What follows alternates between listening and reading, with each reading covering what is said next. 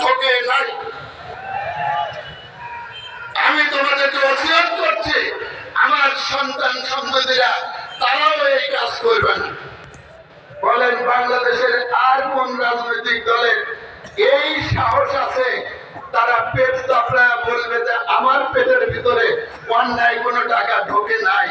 এই কথা যদি বলতে পারতেন, ক্ষমতার শেষ দিনে পিছন দরজা দিয়ে হেলিকপ্টারে উঠিয়া অন্তত অন্য দেশে যাওয়া লাগতো না।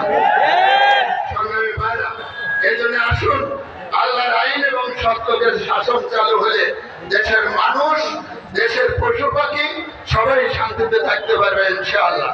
এই জন্য আমি সেই আহ্বান জানিয়ে আমার কথা শেষ করছি। আল্লাহ হাফেজ। বাংলাদেশ জিন্দাবাদ, বাংলাদেশ জামাত ইসলামী জিন্দাবাদ। আসসালামু আলাইকুম ওয়া রাহমাতুল্লাহি ওয়া বারাকাতুহু।